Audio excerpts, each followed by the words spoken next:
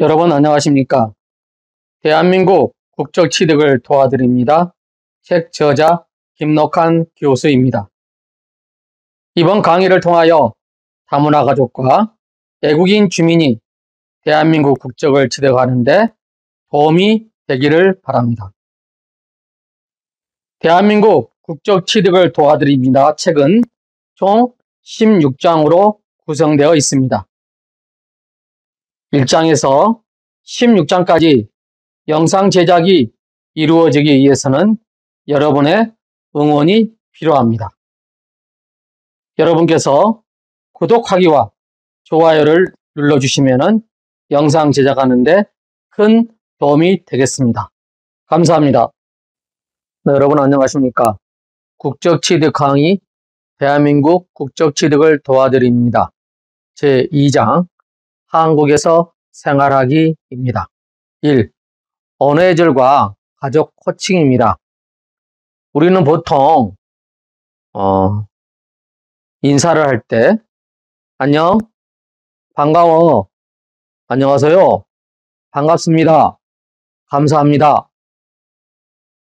되게 우리나라 말에는 존댓말과 보통말이 있어요. 상대방의 연령, 관계의 친밀성, 지위 등에 따라 표현이 달라집니다. 상대방을 높이는 말을 존댓말, 높임말이라고도 합니다. 주로 상대방의 연령이나 지위가 높은 경우 또는 공적인 장소에서 사용합니다. 보통말은 밥 먹어, 난 이것이 좋아 라고 한다면은 존댓말은 밥 먹어 대신에 식사하세요, 진지 드세요. 난 이것이 더 좋아. 존댓말은 저는 이것이 더 좋다고 생각합니다. 우리가 말을 할 때 상대를 높이거나 낮추는 것이 없는 말을 보통말이라고 해요. 주로 친구나 잘 아는 아랫사람 또는 어린이일 경우에 사용하죠.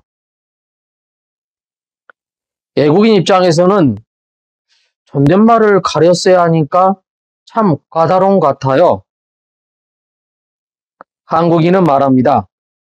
자꾸 사용하다 보면은 금세 익숙해질 거예요. 비교적 기준이 명확하니까요. 자, 표를 한번 보실까요? 보통말과 자주 쓰는 교양표현.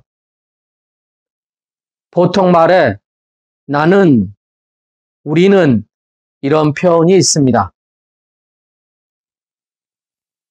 교양표현으로는 나는이 아니고 저는, 우리는 대신에 저희는. 우리나라 말을 할 때는 표현에 주의하세요. 우리나라는 맞는 표현이죠. 하지만은 저희 나라입니다. 이것은 틀린 말입니다. 즉 틀린 표현이죠. 우리나라 yes, 저희 나라 no. 존댓말은 사람을 존중하는 우리나라 말의 아름다운 표현법입니다. 여보, 아버님, 어머님, 아가씨. 대한민국에는 가족 간에 서로 예를 가지고 부르는 호칭이 있습니다. 우리나라는 이름 말고 부르는 가족 호칭이 있습니다. 처음엔 좀 어렵지만은 자주 만나 호칭을 불러주다 보면 금방 익숙해질 거예요. 자, 여러분 표를 보실까요? 먼저 아내가 부르는 가족 호칭법입니다. 남편의 가계도를 볼까요? 여기에 다양한 가족 호칭법이 있는데요. 먼저 여기 보시면은 나 중심으로, 즉 아내 입장에서 본 남편 식구들의 호칭에 대하여 알아보겠습니다.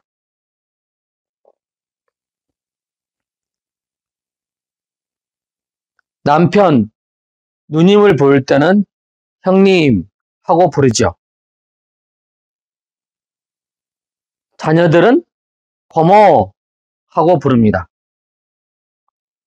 누님 남편을 부를 때는 아주버님 하고 부르죠. 자녀들은 고모부라고 부르죠. 그러면 남편의 남동생과 남동생 부인이 있죠. 남편의 남동생을 부를 때는 결혼하지 않는 남동생은 도련님, 도련님 하고 부릅니다. 결혼을 한 남동생은 서방님, 서방님라고 부르죠. 그러면 자녀들은 어떻게 부를까요? 자녀들은 남동생을 부를 때는 작은아버지, 작은아버지라고 부릅니다.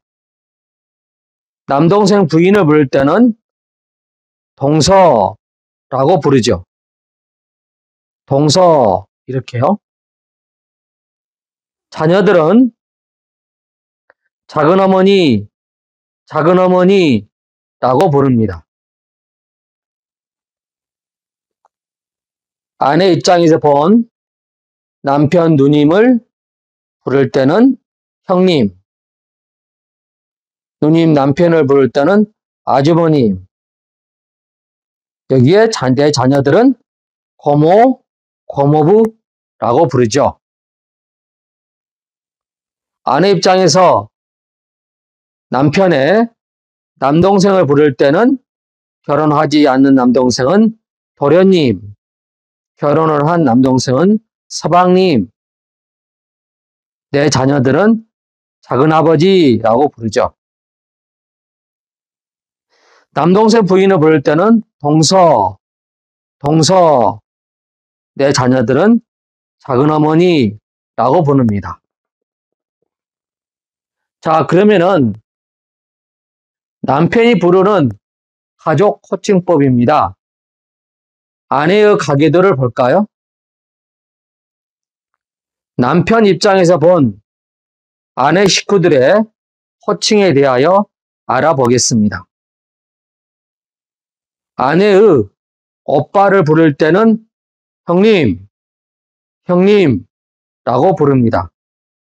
이때 내 자녀들은 애삼촌, 애삼촌이라고 부릅니다. 오빠 부인을 부를 때는 아주머니, 아주머니라고 부르고요.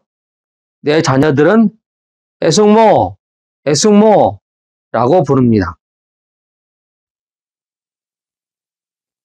아내에게는 여동생도 있고 남동생도 있습니다.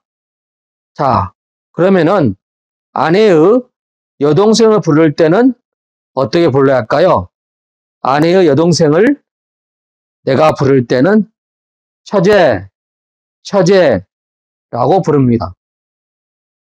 자녀들은 이모, 이모라고 부릅니다.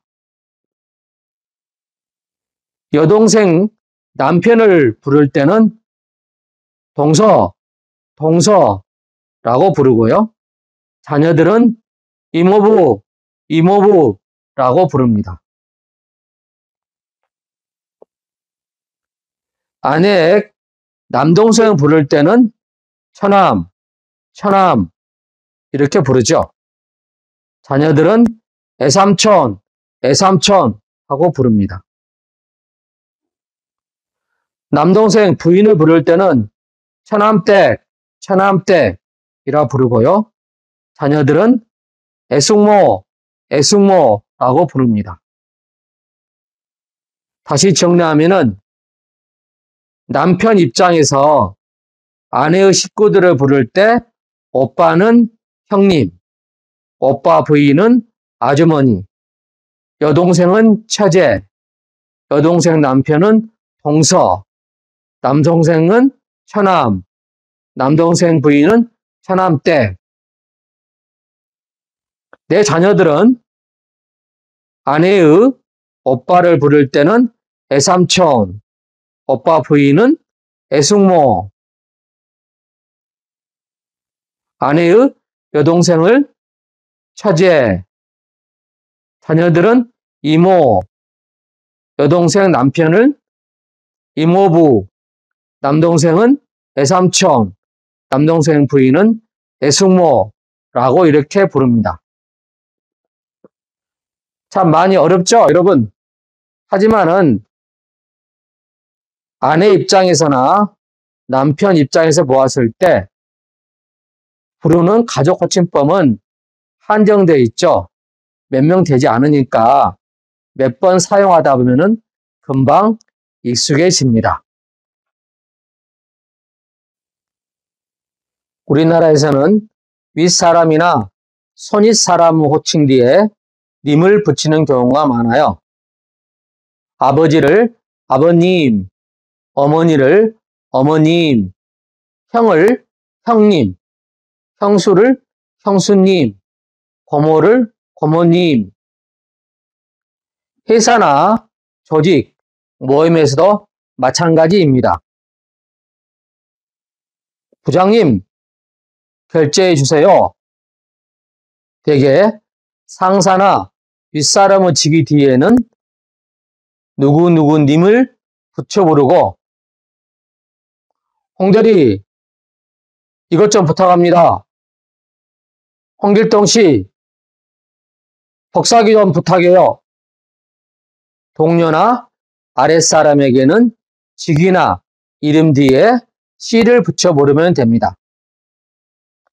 다시 정리해 보면은 윗사람을 부를 때는 사장님, 부장님, 팀장님, 회장님, 총무님라고 대개 누구누구님을 붙여 부르고요. 동료나 아랫사람을 부를 때는 홍대리, 홍길동씨라고 부릅니다. 이 교통수단 이용하기 세계 넘버원 대한민국 교통편 이미 알고 계시죠? 우리나라는 대중교통이 잘 구축되어 있어요. 대한민국 대중교통편 어벤져스 소개합니다. 대표적인 교통수단이 지하철, 버스, 택시, 기차. 기차는 서울역에서 출발하는 KTX, 용산에 출발하는 KTX, 수서역에서 출발하는 SRT가 있죠. 그리고 비행기입니다. 우리가 가까운 거리나 시내를 이동할 때는 무엇을 이용하죠? 대체로 지하철과 택시를 많이 이용하죠. 또는 시내버스, 마을버스, 어떤 분들은 공유자전거 등을 이용하기도 하죠. 여러분, 서울 지하철 노선도 보이시죠? 서울 지하철에는 거미줄처럼 지하철이 서울 곳곳을 다니고 있습니다. GTX는 수도권 주요 지점을 연결하는 수도권 광역 급행철도입니다. 지하 50에서 60m 깊이에 있는 열차 승강장과 지하터널을 초고속으로 달려요. 자, 여러분은 전국 방방곡곡 멀리 갈 때는 어떤 대중교통을 이용하면 좋을까요? 저는 주로 장거리에는 기차, KTX나 SRT 등을 이용합니다. 또는 시외버스나 고속버스도 이용하고요. 비행기, 배 등을 이용하기도 하죠. 기차는 안전하고 빠른 교통수단입니다. 고속철도, KTX나 SRT, 그리고 새마을호, 무궁화 기차 등이 전국 곳곳으로 뻗어 있는 레일위를 달립니다. 대중교통 이용요금은 얼마나 될까요? 대중교통을 이용할 때는 주로 교통카드를 사용합니다. 버스나 지하철, 택시 등을 이용할 때 이용요금은 대부분 교통카드로 지불하죠. 교통카드가 보통 일반 신용카드와 겸용이 많이 되어 있습니다. 물론 현금으로 직접 지불하거나 승차 티켓을 구매하는 경우도 있답니다. 교통카드는 일정한 금액을 교통 전용카드에 충전해 사용하는 교통카드가 있고요. 신용카드는 신용카드 안에 교통 결제 기능에 있는 신용카드를 사용하기도 하며 스마트폰으로 교통 결제 기능이 있는 스마트폰을 사용하기도 합니다. 대한민국에는 환승 할인 제도가 있다면서요? 네, 맞아요. 다른 교통수단으로 갈아탈 때 요금을 할인해주는 제도예요. 와우, 교통비를 아낄 수 있겠네요. 네, 그렇습니다. 환승 할인 제도에 대하여 자세히 알아보겠습니다. 환승 할인 제도는 이동 중에 버스에서 버스, 버스에서 지하철 등 교통수단을 몇 번 변경할 때가 있습니다. 환승하면은, 즉 바꾸어 타면은 전체 이용 거리에 따라 요금을 자동으로 할인하여 결제됩니다. 그래서 대중교통을 이용하는 사람들의 교통비 부담을 덜어주는 제도죠. 이상 교통수단 이용하기를 알아보았습니다. 3. 쇼핑 생활과 배달 문화입니다. 여보, 우리 시장에 갈까요? 네, 좋아요. 그런데 어떤 시장이요? 한국에서 생활하면서 필요한 물건을 구매할 수 있는 곳은 정말로 다양합니다. 그럼 우리 함께 구매 시장마다 특징을 알아볼까요? 전통 재래시장입니다.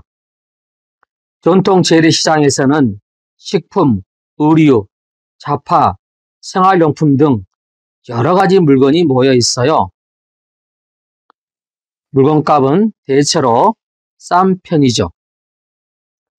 전통 재래시장은 매일 열리면은 상설시장, 3일에 한 번 열리면은 3일장, 5일마다 열리면은 5일장이라고 부른답니다. 다음은 백화점입니다. 백화점은 도시나 시내의 큰 건물 안에 의료, 식품, 가전, 화장품, 보석 등 상품들이 다 모여 있습니다. 다양하고 질 좋은 상품과 좋은 시설에 서비스를 제공하는 것이 특징이죠. 가격은 대체로 비싼 편입니다. 다음은 대형 쇼핑몰입니다. 대형 쇼핑몰은 백화점처럼 큰 건물 안에 식품, 의류, 가전, 생활용품 등 다양한 상품이 거래됩니다. 교통편이 좋은 곳에 있으며 가격은 백화점과 전통시장의 중간쯤입니다. 다음은 온라인 쇼핑몰입니다. 인터넷에는 셀 수 없이 다양한 온라인 쇼핑몰들이 있어요. 거의 모든 상품이 온라인으로 주문할 수 있고 택배 방식으로 배송해 줍니다. 가격은 비교적 저렴한 편입니다. 요즘은 가정에서 온라인 쇼핑을 많이 하고 있죠. 다음은 동네 슈퍼마켓과 편의점입니다. 동네나 마을 곳곳에는 간단한 식료품이나 생활용품을 살 수 있는 슈퍼마켓이나 편의점들이 많습니다. 대형 슈퍼마켓에서는 야채, 과일, 고기 등 신선 제품을 살 수 있죠. 편의점의 경우 24시간 운영하는 곳이 많아 언제든 쉽게 간단한 생활용품을 살 수 있답니다. 편의점에는 종합감기약, 소화제, 진통제 등 비상약도 팔아요. 다음은 홈쇼핑입니다. 여러분 TV 홈쇼핑 들어보셨죠? 집에서 텔레비전으로 쇼핑을 할 수 있답니다. TV에서 소개하는 상품 광고를 보고 즉시 전화나 인터넷으로 주문하면 됩니다. 의류, 식품, 화장품, 가전제품, 보험, 여행상품 등 다양한 상품을 주문하면 배달해 줍니다. 다음은 벼룩시장입니다. 벼룩시장은 가끔 주민들이 동네 놀이터나 아파트 단지 내에서 중고 물품을 사고 파는 시장을 열기도 합니다. 네, 중고품 온라인 마켓도 있네요. 우리나라는 중고품을 사고 파는 온라인 직거래 마켓도 많습니다.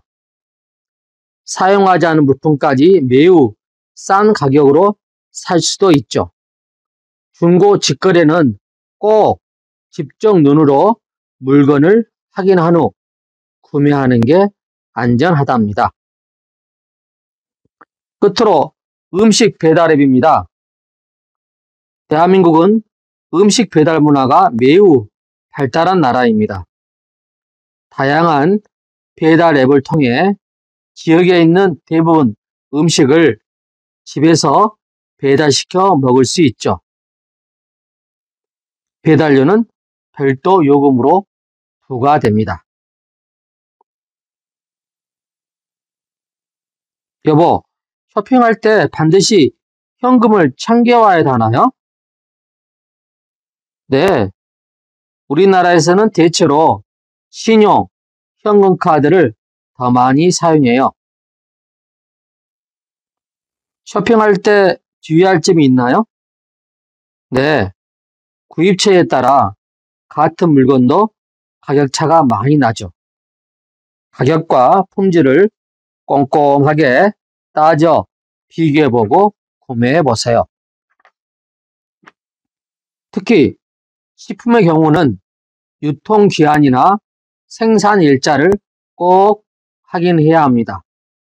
그리고 구매 후에는 영수증을 잘 챙겨두어야 물품 교환이나 환불 받을 수 있어요.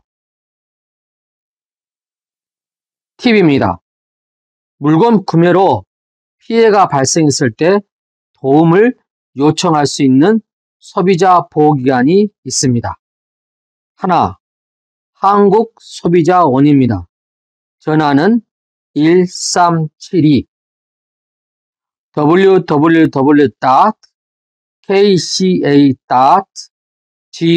www.kca.go.kr 소비자 시민 모임도 있네요. 전화는 02-7399-5441 인터넷 사이트는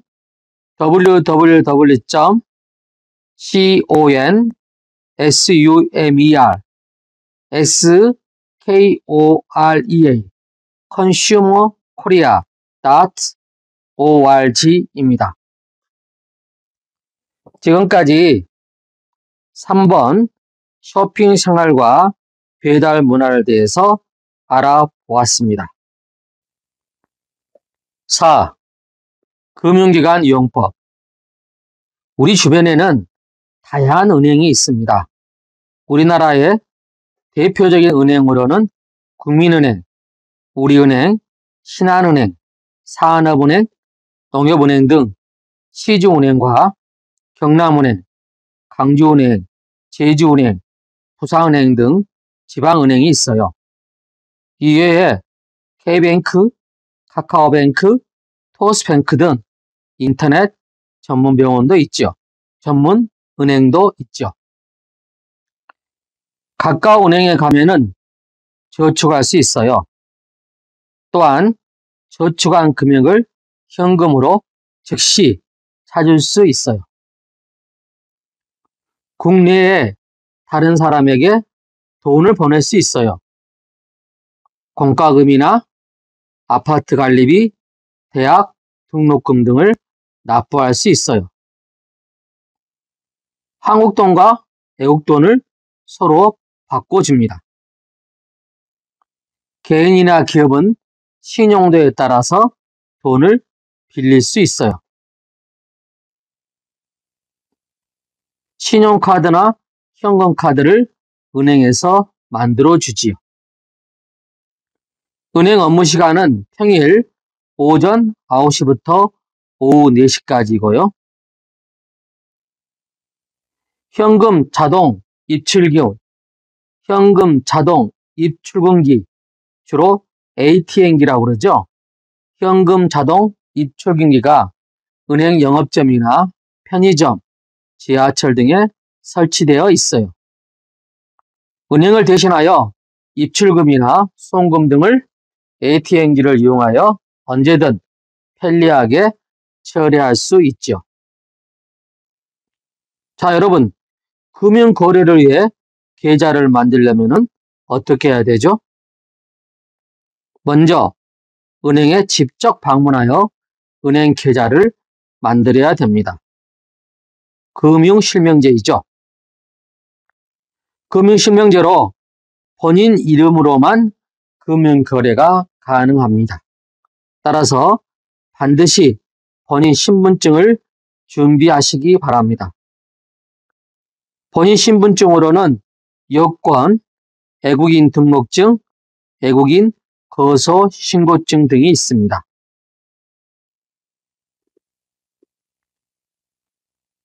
은행 계좌를 만들 때 필요한 경우 인터넷 뱅킹이나 현금, 인출 카드 등도 함께 신청할 수 있어요. 잠깐, 금융 거래할 때 주의할 점, 주의점. 하나, 계좌 비밀번호나 현금 인출 카드 비밀번호는 신중하게 정하고 절대로 타인에게 알려주어선 안 돼요. 둘째, 본인 이름으로 만든 통장도 다른 사람에게 빌려주면 안 돼요. 범죄에 악용될 수 있어 처벌받을 수 있어요. 예금자 보호제도입니다.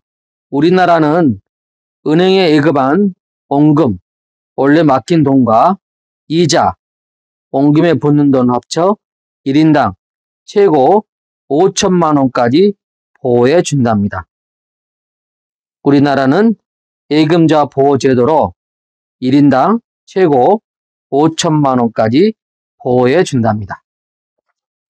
이상 금융기관 이용법에 대하여 알아보았습니다. 5.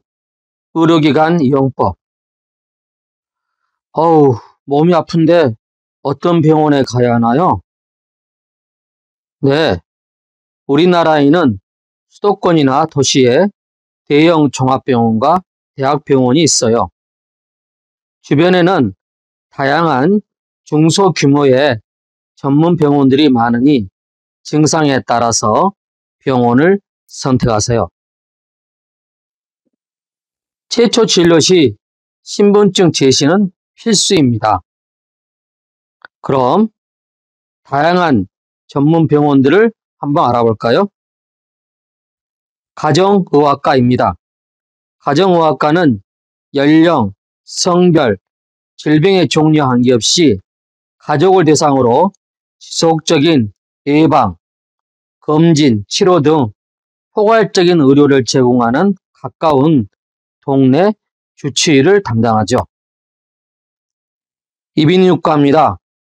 여러분이 감기나 편도선염, 비염 등과 같이 귀, 코, 목 등과 관련된 질환을 치료해요. 정형외과입니다. 정형외과는 무릎, 어깨, 손목, 관절, 골반, 척추, 인대 등에 대해 치료합니다. 치과입니다. 이가 아팠을 때 가는 곳인데요. 충치나 치통, 치아 교정, 보철, 스케일링, 치아의 신경 등을 치료하죠. 다음은 산부인과입니다. 임신 및 출산과 여성의 생식기에 관련된 질환을 치료하죠. 소아청소년과입니다. 18세 미만의 소아와 청소년들의 질환을 전문적으로 치료해요. 소아청소년과는 18세 미만입니다. 안과입니다. 눈이 아팠을 때 가는 곳이죠. 시력 문제, 눈과 눈의 신경에 관련된 질환을 치료합니다. 다음은 보건소입니다. 나는 공공보건기관 보건소입니다. 지역마다 주민들의 건강과 질병 예방 관리를 위해 국가에서 운영하는 곳입니다. 보건소에 근무하는 보건의는 말합니다. 우리 보건소는 일반 병원보다 저렴하게 각종 예방접종이나 질병검사를 할 수 있어요. 병원에서 진료 후 처방전을 받았어요. 어떻게 해야 되나요? 의사는 진료한 후 처방전을 주고 처방전에 명시된 약은 가까운 약국에서 따로 사야 합니다. 자, 여러분 알아두세요. 약국과 의약품입니다. 의약품에는 전문 의약품과 일반 의약품으로 구분되어 있어요. 전문 의약품은 병원에서 의사의 진료 후 처방전을 받아야만 약국에서 구매할 수 있죠. 일반 의약품은 바로 약국에서 구매할 수 있어요. 예를 들어 감기약, 소화제, 해열제, 진통제, 각종 연고제, 지사제, 파수류 등입니다. 지금까지 의료기관 이용법 대해서 알아보았습니다. 6. 공공기관 이용법. 자, 우리는 생활하면서 공공기관을 많이 이용할 때가 있습니다. 한번 알아볼까요? 행정기관입니다. 각종 증명서를 발급 및 신고 등 다양한 민원 업무를 수행하죠. 행정기관에서는 지역 주민의 건강과 복지, 공공시설을 관리해요. 또한 문화 강좌 등 주민을 위한 여러 가지 프로그램을 운영하기도 합니다. 대표적인 행정기관은 주민센터, 행정복지센터라고 하죠. 읍면사무소, 시, 군, 구청은 일상에서 행정 업무를 지원하는 우리 지역 기관이죠. 참고로 민원 서류는 주요 지하철역, 무인 민원 발급기나 정부 민원 포털, 민원24 홈페이지를 통하여 발급할 수 있어요. 다음은 경찰서입니다. 우리가 살면서 사기나 폭행, 강도와 같은 범죄 피해를 입었을 때 경찰서에서 신고할 수 있어요. 교통사고가 났거나 이를 목격했을 때도 신고하세요. 몸이 불편한 어르신이나 아이를 잃어버렸을 때 또는 지갑 등 타인의 분실물을 주웠을 때도 경찰서에 신고를 하면 됩니다. 이렇듯 시민의 안전을 지켜주고 친절한 대한민국 경찰관이 있습니다. 여러분이 시민의 생명이나 안전이 위협받는 등 여러 사건, 사고가 발생한 경우에는 직접 경찰서를 방문하여 신고하거나 예를 들어 파출소나 지구대 등을 직접 방문하거나 국번 없이 전화로 112를 눌러 신고해 주세요. 다음은 소방서입니다. 불이야! 불이 났을 경우에 소방서에 신고를 하죠. 119입니다. 소방서에 대해서 자세히 알아볼까요? 건물이나 산, 자동차 등에 불이 났을 때 불이 난 곳의 정확한 위치, 주변의 주요 건물 등을 주소를 알려주는 것이 중요해요. 또 누군가를 빨리 병원으로 데려가야 할 응급 상황이거나 아픈 사람의 증상, 현재 위치 등에 대한 자세한 정보를 제공해 주세요. 안전사고가 발생하거나 대책이 필요할 때 상황을 자세히 설명하고 도움을 요청합니다. 국민의 소중한 생명을 지키기 위해 24시간 대기 중에 있습니다. 어디서요? 소방서입니다. 소방서는 여러 가지 위험이나 재난 상황에 놓여 있거나 이를 목격할 때는 국번 없이 119에 신고하세요. 다음은 우체국입니다. 우체국은 국내에 편지나 소포, 택배를 보낼 수 있어요. 일반 우편 보내고요. 정확하기 위해서는 등기 우편을 보내고 빨리 신속성을 원할 때는 특급 우편 등 다양한 우편 서비스를 선택할 수 있어요. 일반 우편, 등기 우편, 특급 우편. 여러분이 사시는 집에서 가까운 동네나 지역에 우체국을 이용하면 됩니다. 코리아 포스트 우체국. 우체국에서는 우편 업무뿐만 아니라 계좌 개설, 예금 보험 등 은행 업무도 가능해요. 다음은 도서관입니다. 여러분이 책을 필요로 할 때 도서관을 이용하죠. 책이나 시청각 자료를 읽거나 대여할 수 있어요. 어디서요? 도서관에서요. 지역 주민의 학습이나 교양, 평생 교육에 도움을 줘요. 어디서요? 도서관에서요. 대부분 시, 군, 구 지역에 공공도서관이 있고 요즘에는 작은 도서관, 마을 도서관도 많이 생겼어요. 특히 도서관에서는 서적이나 시청각 자료는 물론 최근 신문, 잡지, 디지털 논문 정보 등을 볼 수가 있습니다. 이상 우리는 공공기관 이용법에 대하여 알아보았습니다.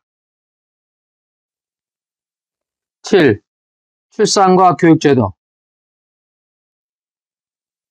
임신 중에 태아에게 좋은 영향을 주기 위하여 음악을 듣거나 독서를 해요. 임산부는 정신적인 안정과 수양을 도모하고 언행을 삼가는 문화가 있죠. 이것을 태교라고 합니다. 우리 아기 건강하게 태어나렴. 우리 아기는 건강하니까 이젠 당신 몸 잘 챙기세요. 네, 저도 잘 회복할게요. 아이를 낳은 후 허약해진 몸과 마음을 출산 전의 몸 상태로 회복시키기 위해 보살피는 산후조리 문화도 있답니다. 임신했다고요? 국가의 출산 지원 서비스를 받을 수 있어요. 임신하면은 정부에서 국민행복 카드를 줍니다. 무슨 카드이죠? 국민행복 카드입니다. 국민행복 카드는 임산부의 건강관리와 출산에 필요한 비용 일부를 지원받을 수 있어요. 산부인과에서 발급받은 임신 확인서와 신분증을 지참하여 가까운 건강보험공단, 지사 또는 카드사 영업점, 은행 등을 방문하여 신청하면은 국민 행복카드를 받을 수가 있습니다.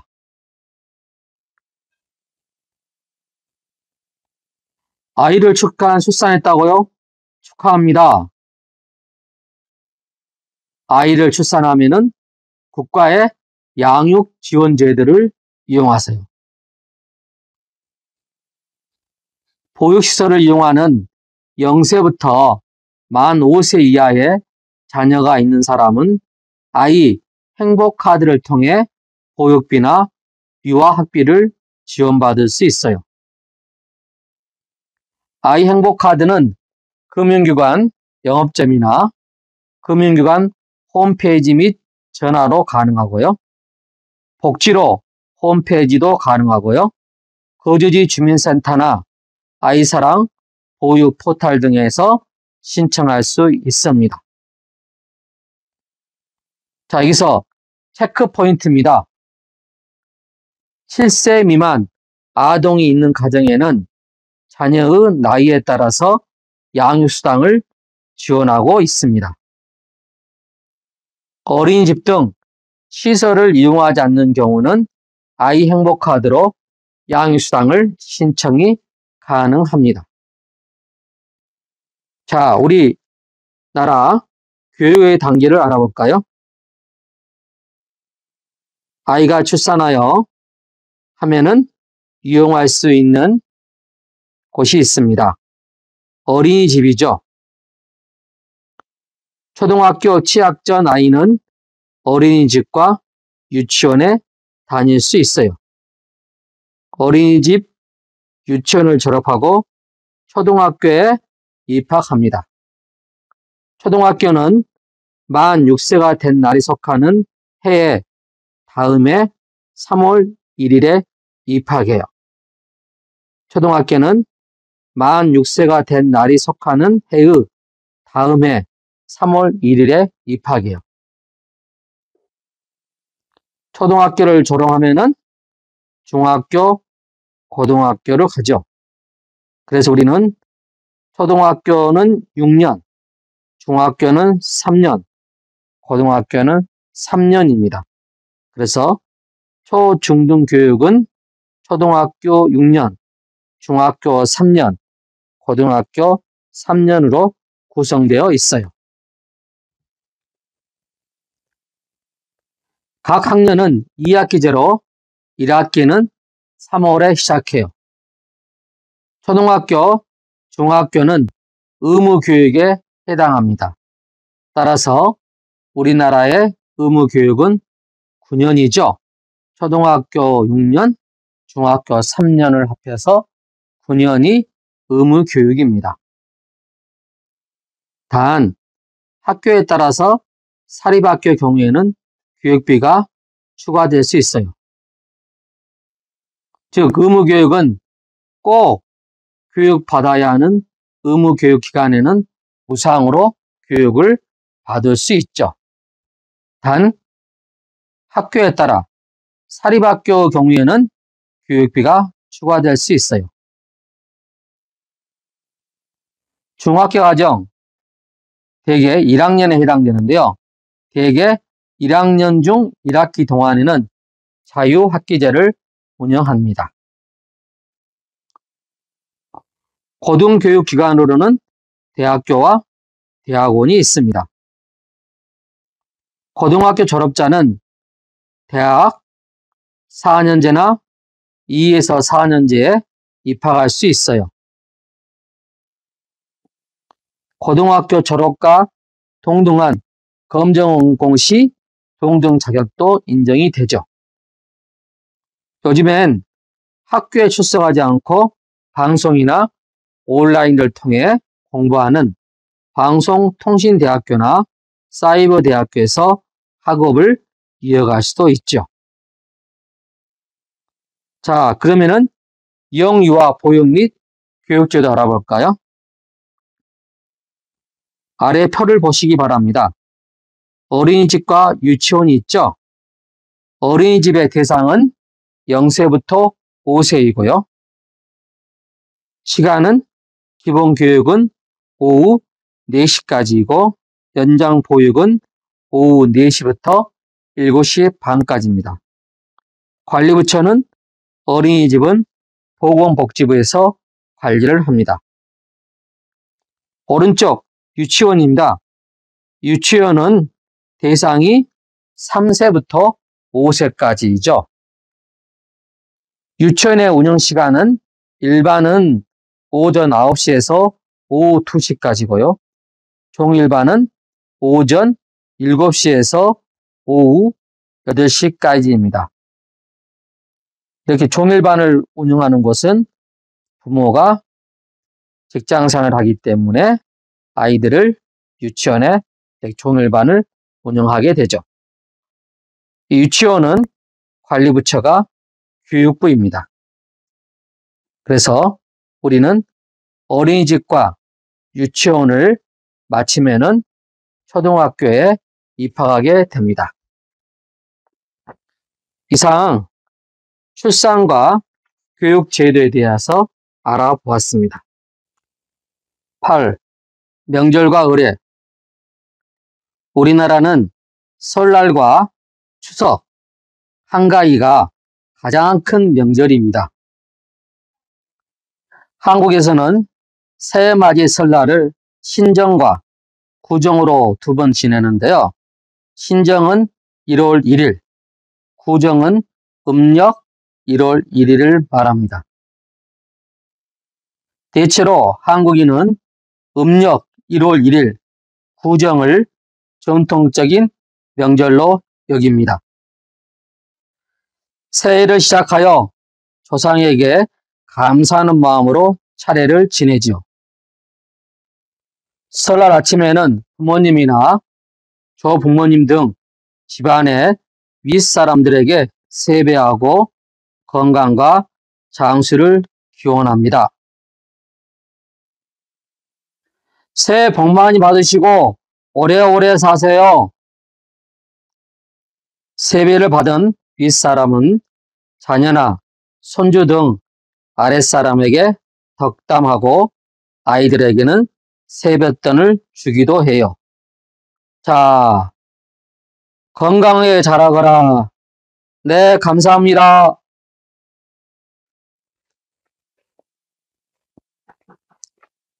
설날의 대표 음식은 떡국입니다. 설날에는 가족과 함께 모여 윷놀이를 하거나 제기차기, 연날리기 등 전통 놀이를 즐기죠. 다음은 추석입니다. 추석은 음력 8월 15일입니다. 추석을 한가위 또는 가배라고도 하죠. 추석은 곡식을 수확하는 시기로 한 해 농사에 대해 감사하는 풍습에서 유래됐지요. 추석 아침에는 햅쌀이란 그의 새로 거둔 쌀을 햅쌀이라고 합니다. 추석 아침에는 햅쌀과 햇과일, 송편 등 많은 음식을 준비하여 조상님들에게 정성껏 차례를 지내고 성묘를 합니다. 대표적인 추석 음식으로 송편이 있어요.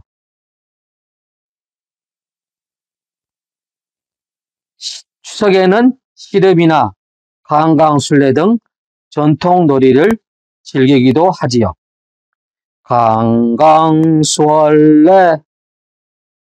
또한 추석 밤에는 보름달을 보며 소원을 빌기도 합니다.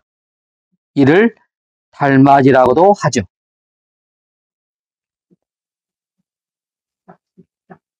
우리나라 사람들은 가족과 친척 또는 친구나 동료와 함께 다양한 축하와 기념 의례를 연답니다. 대표적으로 결혼식이 있죠. 우리 결혼해요. 결혼식은 대체로 애식장, 교회, 성당, 호텔 등에서 엽니다. 결혼식에는 가족, 친척, 친구, 회사, 동료를 초대하죠. 결혼식에 꼭 준비하는 게 있습니다. 무엇이죠? 축의금입니다. 결혼식에 초대받은 사람들은 축의금을 준비해서 축하의 마음을 전합니다. 다음은 돌잔치입니다. 우리 아기 태어난 지 1년, 첫 생일을 축하하는 돌잔치에 초대합니다.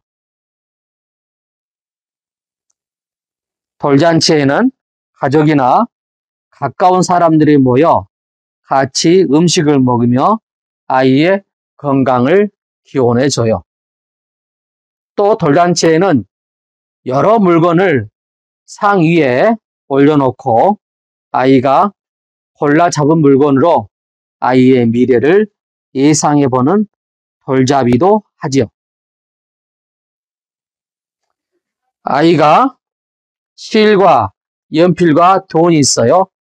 자, 실을 주었네요. 아이고, 우리 아기 건강하게 오래 살겠네. 연필을 주었네요. 아, 우리 아기 훌륭한 학자가 되겠네. 아이가 돈을 들었네요. 아이고, 우리 아기 부자가 되겠네. 다음은 100일입니다.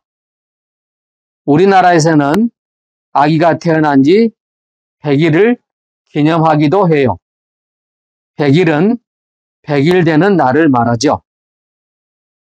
이 100일에는 떡의 종류가 백설기나 수수, 경단과 함께 미역국을 마련하고 깨끗한 새 옷을 아이에게 입혀준답니다.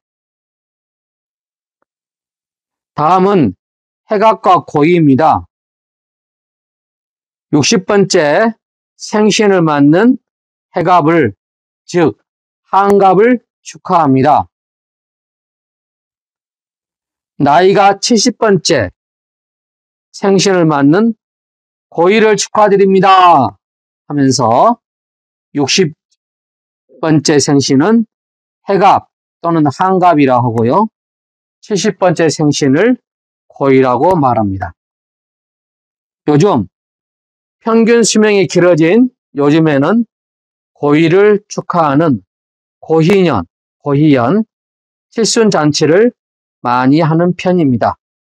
대체로 가족끼리 하죠. 장례식입니다. 상가 고인의 명복을 빕니다. 사람이 죽었을 때 돌아가신 분을 보내는 의례입니다. 한국에서는 병원이나 장례식장에서 3일 동안 장례 절차를 진행하죠. 즉 3일장이라고 합니다. 장례식의 첫날과 둘째 날에는 평소 지인이나 알고 지냈던 사람, 문상객을 받아 고인과 마지막 인사를 나누게 합니다. 장례식장에 들어가면은 돌아가신 분의 영정사진을 보고 2번 절하고 돌아가신 분의 가족들에게는 1번 절합니다. 또한 자신의 종교에 따라서 헌화나 묵념을 할 수 있어요. 자, 장례식에는 조의금이 있습니다. 장례식에 방문할 때는 대체로 검정색 계열의 단정한 옷을 입고 조의금을 준비합니다. 조의금은 위로하는 마음을 나타내기 위해 내는 돈이죠. 다음은 제사입니다. 제사는 돌아가신 가족이나 조상을 생각하며 음식을 바치고 정성을 다하는 의례입니다. 돌아가신 날을 기일이라고 그러는데요. 기일에 지내는 제사는 기제사, 명절에는 차례를 지냅니다. 제사를 지낸 후에는 가족들이 모여 음복을 하죠. 음복이란 제사를 마치고 제사 음식을 나누어 먹는 것을 말합니다. 조상이 주는 복을 나누어 받는다는 의미가 있죠. 이렇듯 우리나라의 다양한 의례에는 한 사람의 일생과 그 후손들의 기억이 함께 스며 있어요. 지금까지 명절과 의례에 대하여 알아보았습니다. 9. 회사 생활과 직장 문화. 우리나라 보통 직장인은 토요일, 일요일, 국경일과 공휴일을 제외하고 주 5일 근무해요. 대체로 정해진 출근 시간을 잘 지키려는 문화가 있습니다. 대개 9시에 출근을 하죠. 점심시간은 12시부터 1시까지인 경우가 많아요. 정규직 직장인의 경우는 월급제가 많습니다. 하지만 아르바이트, 부업도 활성화되어 있는데요. 급여는 일당이나 주급으로 받는 경우가 많죠. 근로기준법에 따르면 주당 근로시간은 휴게시간을 제외하고 40시간, 즉 주 5일을 기준으로 했을 경우에 5일 곱하기 하루에 8시간, 그래서 5, 8, 40, 40시간입니다. 하루 근로시간은 8시간을 초과할 수 없습니다. 다만 노사가 합의 시 주당 최대 52시간, 하루 12시간, 이때 퇴근 후 다음 출근 전까지 연속 11시간 이상의 휴식시간을 보장합니다. 한국 직장인들은 임금, 복지제도, 적성과 자기성장, 개발 기회 등을 종합적으로 고려하여 직업을 선택하지요. 알아두면 좋은 예절 몇 가지 소개하겠습니다. 첫째, 나이와 일한 연수, 연차, 직위에 따라 위계 질서가 있는 경우가 많습니다. 둘째, 나이나 연차가 많고 직위가 높은 사람에게는 먼저 인사를 건네고 존댓말을 사용합니다. 셋째, 식사 자리나 음식이 있을 때 연장자나 상사에게 먼저 권하는 문화가 있답니다. 넷째, 대중교통 이용 시 임신부나 노약자에게 자리를 양보합니다. 다음은 회식입니다.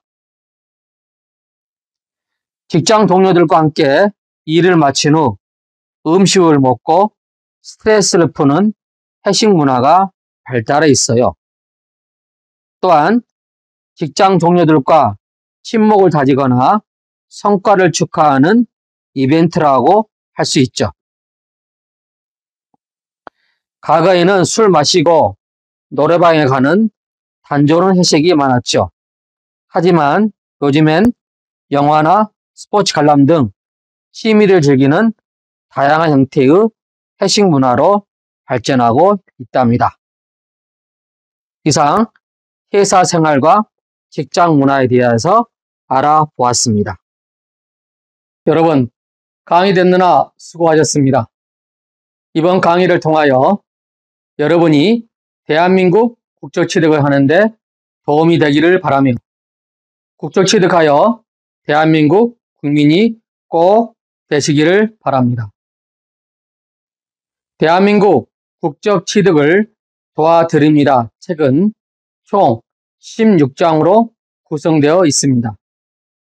1장에서 16장까지 영상 제작이 이루어지기 위해서는 여러분의 응원이 필요합니다. 여러분께서 구독하기와 좋아요를 눌러주시면 영상을 제작하는 데 큰 도움이 되겠습니다. 감사합니다.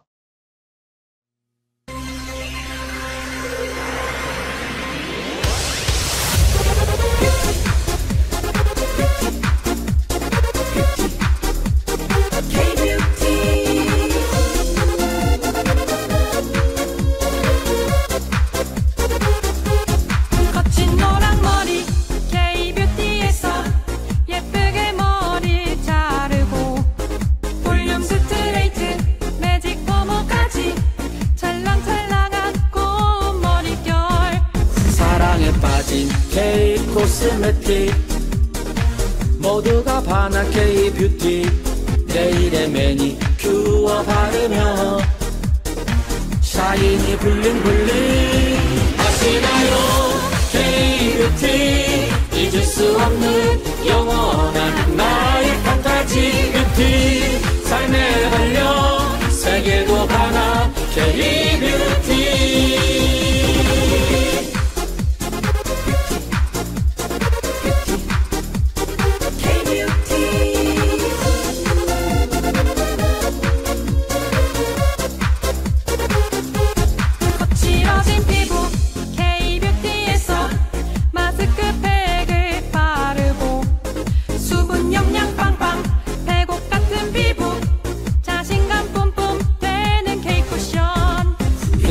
변신하는 그녀는 언제나 매력있게 보여 러블리한 메이크업하면 모두가 사랑해요.